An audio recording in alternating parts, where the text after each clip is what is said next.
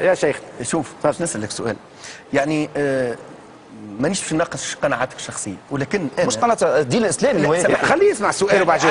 عاده نعم. وقت الواحد يمشي الجهاد فما مرجعيه، فما فتوى.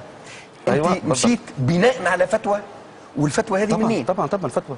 ثم انه غدوه اذا يتقال 3500 الموجودين في سوريا، اذا يتقال لكم انه غدوه الجهاد في تونس، نجم غدوه تصير تصير غدوه انتخابات ويرجع ما يسمى بالتوانسه. لا سامحني، لما ماتوا التوانسه في الثوره ماتوا التوانسه ليش ما دافعناش؟ سؤال دافعوا من القتل. انا اسمع سؤال غدوه اذا المرجعيه الدينيه اللي افتت بانه اليوم سوريا ارض جهاد، اذا غدوه بعد انتخابات ويجوا ناس علمانيين ما همش مؤمنين كيف ما تشوفهم انت ويمسكوا امور السلطه في تونس ويقال لكم انه تونس ارض جهاد، انتم باش ترجعوا تقاتلوا في تونس؟ طبعا هكا قاتلوا احنا معناها الشعب الواحد معناها تحاربني تقاتلني، ما تعرفش تقاتلني. شكون قاتلك؟ هذا قال لك على انتخابات يصعد طرف على طرف، يعني في صوره ما تقاتل انت ما ندافعش على حالي.